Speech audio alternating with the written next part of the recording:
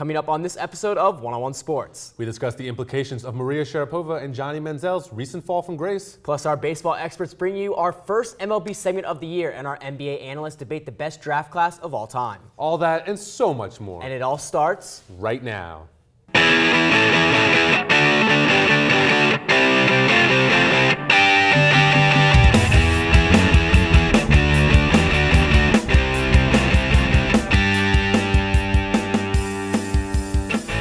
Welcome to this episode of One-on-One Sports. I'm Connor Del Preet. And I'm Stephen A. Harris. Ryan Fitzpatrick decided to grow a contract beard instead of a playoff beard.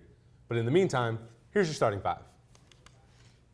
Five-time Grand Slam champion Maria Sharapova is facing a possible 4-year suspension by the International Tennis Federation for admittedly taking meldonium, a banned drug. Sharapova has stated that she missed the 5 warnings saying meldonium was to be banned in 2016, and she plans to take action in court. Whether she wins or loses the case, can Sharapova's image or reputation be salvaged at all? 4 years? That just seems like such a long, very long suspension. time. It's hard to come back from an image from that. I mean, if this suspension holds up, then yeah, I don't think she can come back from that.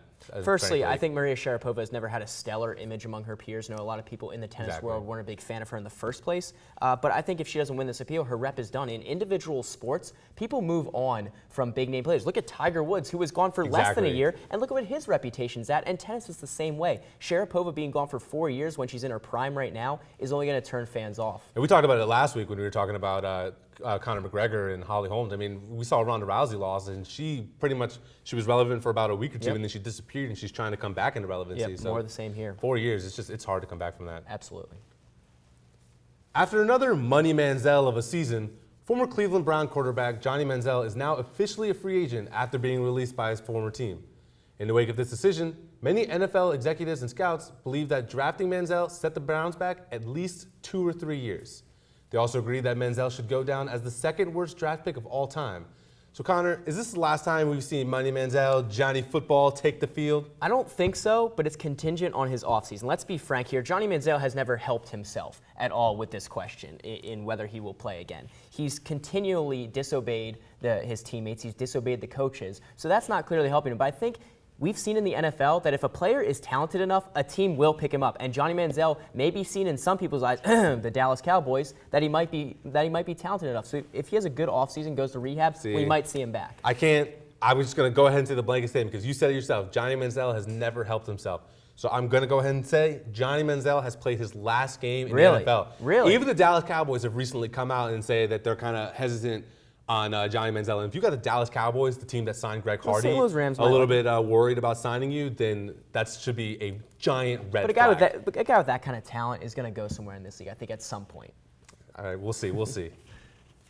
The Kansas City Chiefs were recently fined $250,000 by the NFL due to the team's improper contact with wide receiver Jeremy Maclin before the 2015 offseason. Additionally, the Chiefs lose their 3rd-round draft pick this year, their 6th-round pick in 2017, and will not receive any compensatory picks in this year's draft. Was this punishment a little too much, not enough, or just right? I think it was just fine. It was fine with me. Really? I mean, you see other leagues doing a lot worse when it comes to tampering charges. I mean, the NBA recently fined Phil Jackson a huge sum of money.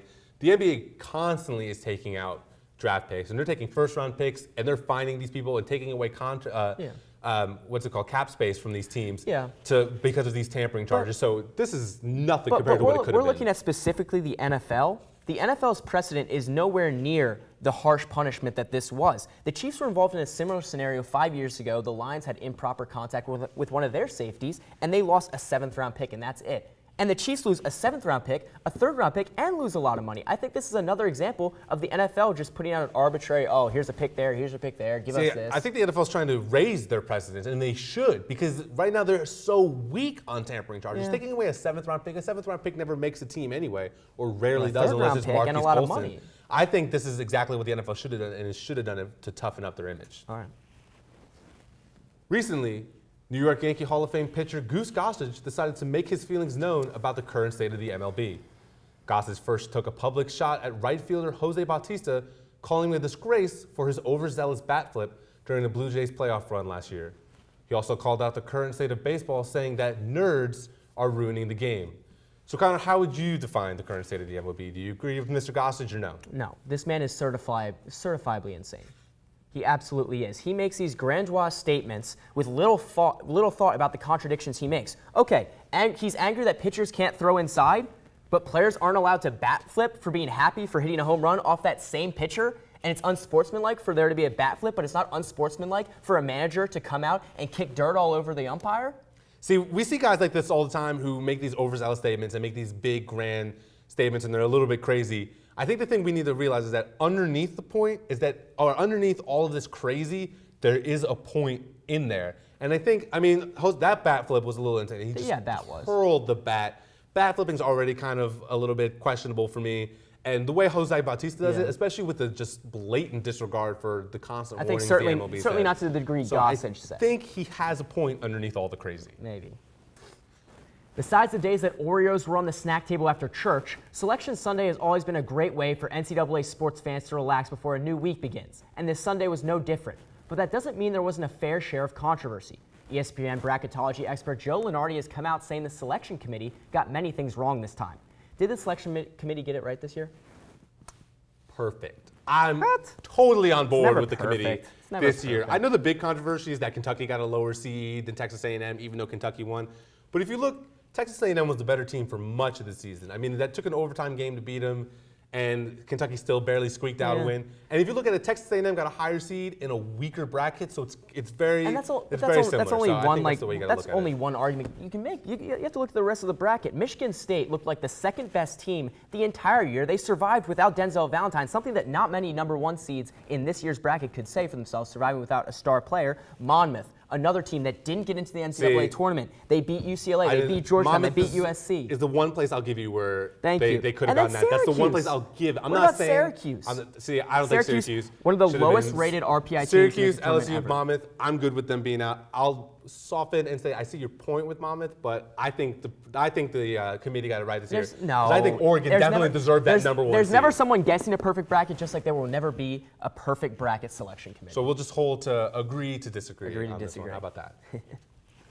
That's all the time we have for the starting five, but don't go anywhere as our NFL experts join me at the desk to discuss some of the biggest moves of the offseason.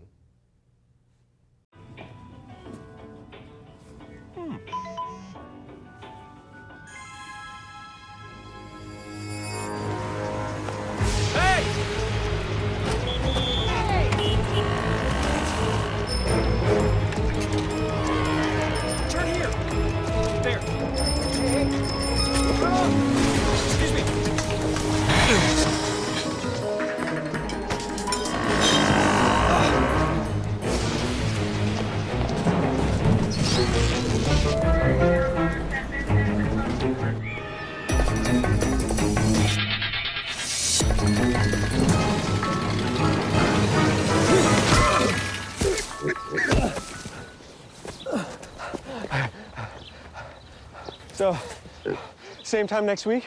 Well, of course. Put away a few bucks, feel like $1 million. For free tips to help you save, go to Feed the Pig. I don't know what's happening. Start a new chat. What did I do? Okay. Wow.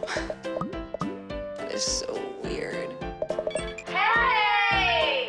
Hi! Oh my gosh. Hi! God, I don't even know what to say right now. I'm so nervous. Gia, you're so big. Come closer to the camera. Wait, now you're in my face. That was so good. All right. I know this isn't any fun to talk about, but we should. Okay, so who's gonna do what? I'll pack the dead batteries. Great. I'll only put what I don't need into a duffel bag. Perfect. That's totally unhelpful. No problem. Meanwhile, I will try to comfort everyone by speaking in a calm voice. And I'll try to get the generator going without any gas. Oh, let's not forget the cell phones, which probably won't work. Right. And who is going to handle supplies? I can forget to do a list for us. Thanks, pal. Well, I think we couldn't be any less prepared. I'm proud of you guys. Talk to your kids about who to call, where to meet, what to pack.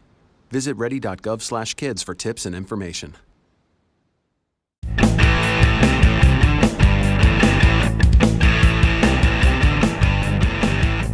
offseason has been set in motion.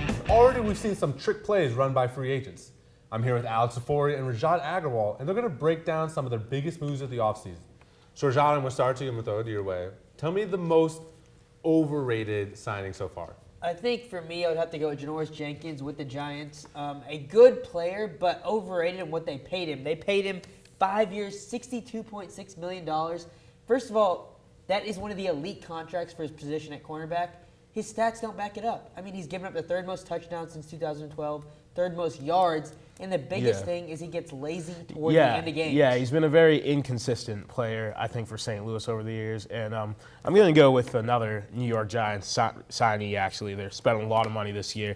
Olivier Vernon, 5 years, $85 million, $52.5 million guaranteed.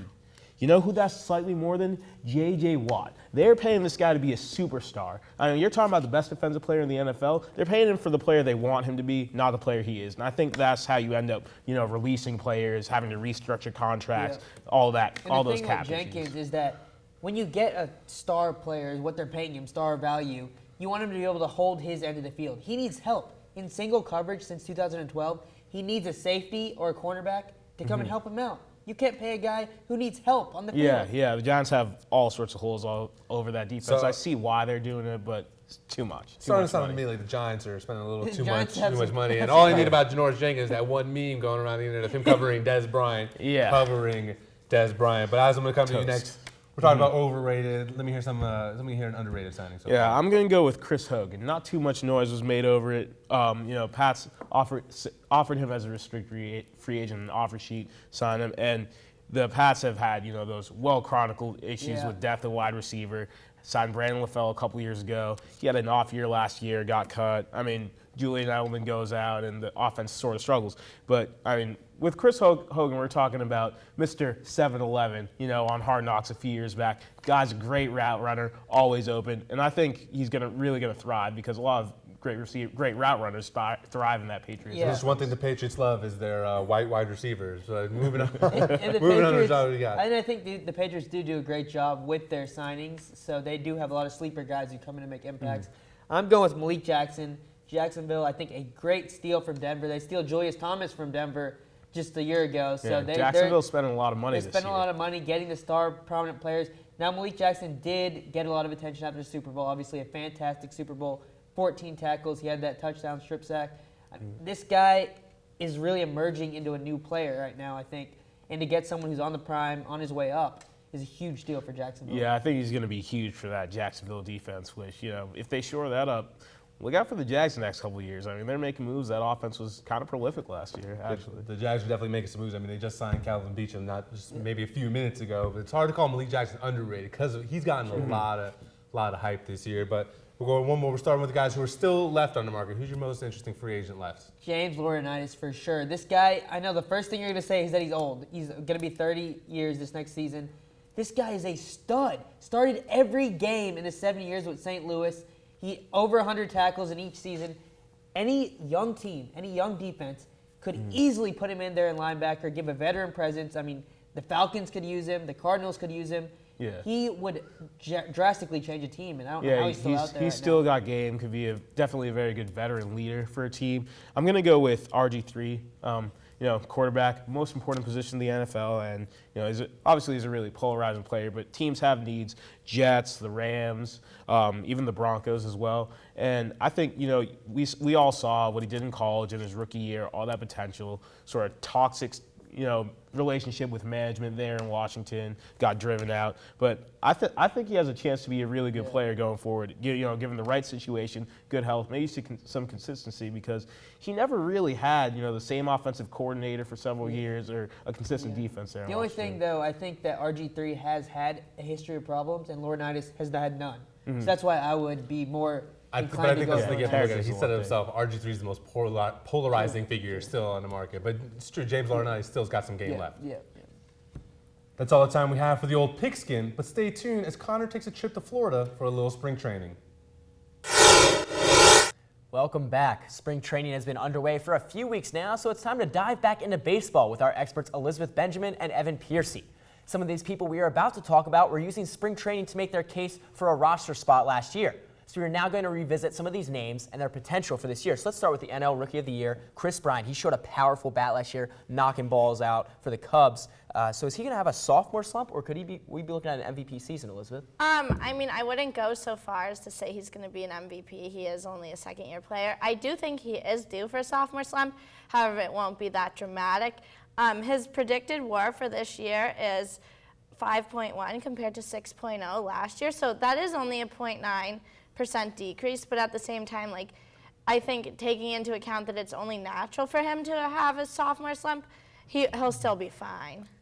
I'll partially agree with that. I mean, I do see him not winning. Like, MVP kind of unlikely, but definitely not a sophomore slump. I mean, you look at the Cubs batting order right now. Right. You have Russell leading off, Hayward 2, probably Chris Bryant 3, backed up by Rizzo and Schwarber. He's going to have all the protection he needs. The sophomore slump, he's going to get pitches to hit. It's up to him on whether does he play out of himself trying to get that MVP and struggle, or does he play within his means and post a 278 batting average, 29 home runs, and 99 RBIs like he did last year. But at the same time, the Cubs have more pressure than ever on them to win the World Series. So as a result, he could also put that pressure on It'll himself. certainly be a test for Chris Bryant. I don't doubt his abilities, but I think whenever Bryce Harper is in the National League, he's not going to win MVP for a while.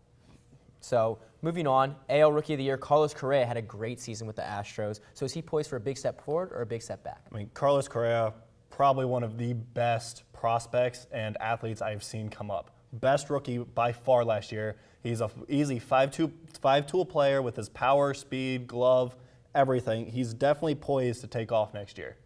I completely agree. In 99 big league games last year, he hit 22 home runs and had 35 extra base hits, which is the most the shortstops ever had in their first 100 games. And he can only go up from there.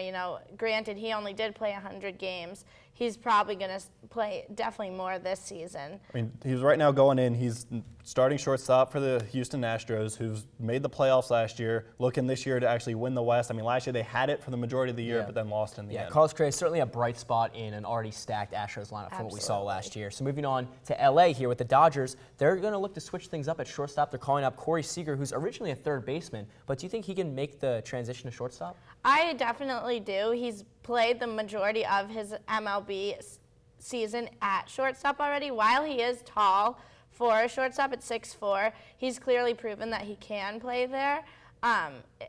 Defense is one of his weaknesses there you go, the right there. game. Defense is one of his weaknesses. You don't see third baseman going to shortstop in Major League Baseball. You see the other way around. That's a very good point. Third basemen are generally bigger, like he is 6'4". Shortstop, you think of small, fast, quick, maneuverable players, which he isn't. At the same time, though, he usurped Jimmy Rollins for the shortstop position I do think year. the transition from third to short is much harder than short to third, but we'll have to see how that goes for such a young player like Seager. That's all the time we have for baseball, but don't go anywhere. I transition from the diamond to the ice to speak with our NHL analysts. I'm one unlucky guy. The chance of being involved in a robbery is 1 in 757. The chances of being struck by lightning 1 in 750,000. Please fasten your seatbelts for unexpected turbulence. The chances of being a victim in an airline crash 1 in 29 million. Hey, could I get some peanuts? The chances of being involved in a car crash are far greater than lightning strikes and plane crashes. And if you are texting while driving, your risk of crash increases 23 times. Now, I may be an unlucky guy, but I don't have to be part of that statistic, and neither do you. Drive responsibly.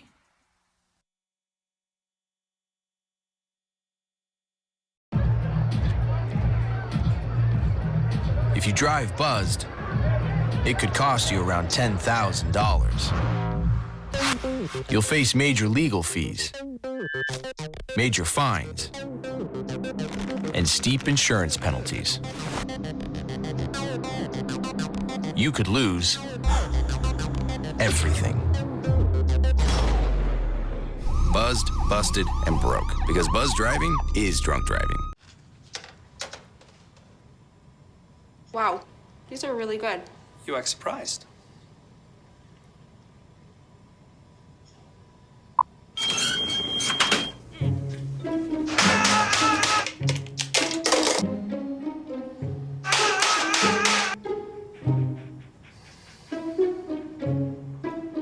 Practice makes perfect. You don't have to be perfect to be a perfect parent. There are thousands of teens in foster care who don't need perfection. They need you.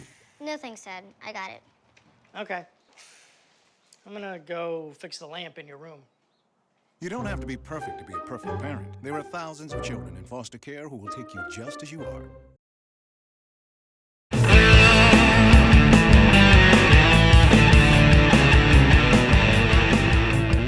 The NHL season is coming to a close in April, and we are starting to get a slightly better picture of who the wildcard contenders are going to be. Our hockey expert, Jenny Berman, is here in the studio to see which contenders have the best and worst chances of making the playoffs. So let's start off with the best chances for the playoffs. What two teams? The two teams that have the best chances of making the playoffs, in my opinion, are the Nashville Predators from the Central Division and the Philadelphia Flyers from the Metropolitan Division. Starting with Nashville, they're 9 points ahead of the other team competing for the wild card, the Minnesota Wild.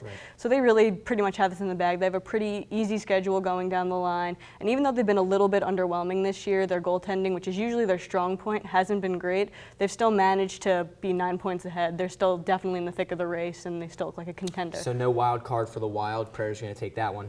Now the Flyers. The Flyers, they're not in a wild card spot currently. They're 3 points back, but they have an extra game up on the Detroit Red Wings, which means that they're actually playing them tonight in a head-to-head match. So if they win that and they play them one more time as well throughout the season and have a lot of games against their other Metropolitan Division rivals, that's a great way for them to pick up points. And they've been doing that with their rookie, Shane Gostisbehere, who came up sort of in the middle of the season, put up 15 goals already, has a campaign for Rookie of the Year, and he's a defenseman. So that just shows what the difference he's made on this team. And obviously they have Captain Claude Giroux, who's great and can be a little pesky, which is what you need around this time of year. Absolutely. Any team with Claude Giroux is a dangerous team come playoff time. So let's go with worst chances for making the playoffs. Worst chances for making the playoffs, you got the Colorado Avalanche from the Central Division, and you've got the Red Wings from the Atlantic Division. For the Colorado Avalanche, they're also not in a wild card spot right now, but they're only a point back, so it looks like they could have the chance of making it. They have a tough schedule going down the road. They have games against St. Louis and Nashville, which are tough teams. They haven't been playing that great lately. They always kind of seem to be an underperforming team in that sense, so I just don't think that they're going to have it in them to do it. They're not really going to be able to challenge for that playoff spot. As for the Atlantic Division, the Detroit Red Wings, they've made the playoffs for over 20 years straight. To end that streak would be probably disappointing for their fan base, but I think it's about time that the streak ends. Their best star has been Dylan Larkin, who's a rookie, and while that's amazing, you can't really have your best player being a rookie, and it just shows how the time has passed for the Red Wings. A lot of their great players, Pavel Datsyuk, Henrik Zetterberg, they're out of their prime, and while they're great players and they still are great and effective, they're just not all the way there this year. Right, and so the Detroit Red Wings obviously have had such a long playoff history, a prosperous playoff history, but if the Philadelphia Flyers are going to be in, someone has to go out, so I guess it's the Red Wings. We have a line change here in the studio, but up next, Steven sits down with our NBA experts to discuss the greatest draft class of all time. Former NBA superstar Allen Iverson recently said in a one-on-one interview with Complex Sports that his 1996 NBA draft class was the best in the league. So obviously this begs the question, which class was the best? I'm here with Sam Hurd, Thomas Hale, and Mason Stauff, and we're going to figure this one out. So Sam, I'm going to start with you. Which draft class in the history of the NBA best? Give me Allen Iverson, he's not always right, but in this case, he absolutely is right. This is a draft class that has the depth that no other draft class has ever had. You have Allen Iverson, Stephon Marbury, you got Kobe Bryant, Peja Stojakovic, Steve Nash, you got Shareef Abdul-Rahim, you have Zydrunas Ilgauskas. There is no that order's bust. messed up. So what I'm hearing is that it's a very deep draft. Yes. But there's no what else about There's no busts in the top five. No busts? Yeah, all right. Thomas, why don't you give him, let's see if he's a little bit. What do you have to counter his depth? My 2003 draft class, LeBron James, straight out of high school. You don't hear about that. No, it's LeBron James. Dwayne Wade, Chris Bosh, Carmelo Anthony. These are the top four players, some of the top four players in our league right now. Oh, well, Darko Milicic, who, by the way, won the first championship out of that whole group, so boom. Don't forget about Captain Kirk Heinrich in the second round, and Kyle Korver, who's been draining threes for years. So we got the deepest draft and a very top-heavy draft. Mason, what do you bring? You agreeing with these guys, or you got something different? They're both great drafts, and I think we're all going to say the best three, but Darko. No, not Darko. No, 1984, Hakeem, Jordan, Stockton, Barkley, Alvin Robertson, Otis Thorpe. Yes, this is a pretty top-heavy draft, too. Sam Bowie. Sam Bowie, yes, but just because you have one bust in the top 5, that was an injury draft. I mean, that was an injury bust. Did John Stockton win a championship? Oh, come on, don't bring that up. Has Carmelo ever won a championship? He hasn't, That's but a good Darko point. We got Kobe, we have Derek Fisher, the king of of LeBron championships. James, Dwayne Wade, Chris Bosh, those 3 combined in Miami and won 2. But they don't have the depth that the 96 class had. The 96 class had Ray Allen. For goodness sake. But at the same time, how are we going to put past the fact that you have one of the best bigs of all time in Hakeem, the best player of all time in Jordan, one of the best point guards of all time in Stockton, one of the best leaders of all time in Barkley, and not to mention Oscar Schmidt, who, yes, went 131, but was the greatest scorer in the history of basketball. Wow. That's an incredibly bold statement. But the bottom line is we're talking about an overall draft class. We're not talking about who has the best top 5, who had the best player from a draft class. We're talking about an entire draft class. The entire draft class. I'm saying with the 03 draft class, these guys are going to be some of the greatest players to ever play basketball. Like when my draft is some of the best players. Yeah, to but ever I'm play saying basketball. now. That's because it's an older Yeah, that's draft just what class. happened. But when someone has this conversation 20 years down the road, they're going to look at the 03 draft class. LeBron James, Dwayne Wade, Carmelo, Chris Bosh. These guys are insane. Carmelo, I'm with you You on don't that. put Carmelo 30 in years there? from now, you really think people are going to say, "Oh man, I think wish people remember Chris Carmelo. Bosh was around." Oh man, Dude, like yes. Carmelo Anthony really would missed love to his have Chris leadership. Bosh. Remember in the Chris NBA. Bosh because Come he on, looked like a this is- Carmelo's dinosaur. one of the best scorers we've What had in about the past Kobe 10 Bryant, years. Allen Iverson? These are some of the top competitors. You know, guys, I gotta give it a say because that's one thing you guys kind of left out was depth. I mean, you two had very top-heavy drafts, but when you just go down the list, it's an unbelievable list. I mean, Kobe Bryant was selected 13th in the 96 it's draft. absurd. Ray Allen was a mid-round pick. I mean, the mid-round picks, the best mid-round pick from the 03 draft was David West. So, and we had Alvin Robertson coming out of the best of the 84. I mean, the 96 draft just had the depth and the superstar. So I think I gotta give it to Sam on this Don't one. forget about Ben They're Wallace. the best 3. An undrafted There's player. no doubt that they're the best 3. But unfortunately, we have to wrap it up. You know, sorry, Sam, I agree with you. You know, so Appreciate that. We'll give you that one in the future. The most important thing to remember, though, is that we still ain't talking about practice. So don't go anywhere as Connor rejoins me back at the desk to talk about some stand-up rookies in the NBA. With less than 20 games left in the season, the award winners for the season are starting to come into focus. With that in mind, there are plenty of young rookies fighting for that good old Rookie of the Year award in the NBA. So Connor, who's your standout rookie? Who would you give the award to this year? I think a standout would be Kristaps Porzingis by far. This is a guy who created a verb out of his own name, Porzingising, whenever he did that electrifying dunk. true. But the one who's going to win Rookie of the Year is Karl Anthony Towns from the Minnesota Timberwolves. I think we'd agree on that. On a team with Andrew Wiggins, you'd expect Andrew Wiggins to be the one making headlines. But he was not for many times so far this season. Karl Anthony Towns comes out of nowhere, puts up points, boards, blocks, more than Jahlil Okafor in every single category except for points. And so I think that speaks a lot. A guy who came out of nowhere, who wasn't maybe used, not the right way in Kentucky, but he wasn't used enough, is shining in the NBA. I think he's Rookie of the Year. See, I definitely agree that it's going to Cat. You know, Karl Anthony Towns, he's getting the Rookie of the Year. But I don't think Porzingis is my standout rookie because he's kind of slowed down a lot. He came out hot, he came out firing, and his numbers are down since the All-Star break. I got to give a little bit of love to my man Devin Booker. I mean, no one's talking about this guy. The shooter. He's leading all rookies with 5 30-point games. He's been averaging over 28 points per game as a rookie since over the last week or so. I mean, this guy's been on fire, and especially with Phoenix, who's having a down year. It's tough to a lot as a of rookie, people, it's got to be hard. Exactly. Especially a guard on that team. Everybody was expecting Brandon Knight and Eric Bledsoe to run that backcourt. They both got hurt, and Devin Booker stepped in and picked up right where they left off, and arguably have been playing just a little bit better than Brandon Knight has all season. Certainly a promising rookie class, for sure. Exactly. That's all the time we have for this episode of 101 Sports. Huge thanks to the producers, crew, and talent for putting this show on, and to you, the viewer, for tuning in. If you missed anything, make sure to check us out on Facebook, YouTube, Twitter, and Instagram at 101 Sports. For all of us here at 101 Sports, thanks for watching, and as always, whose side are you on?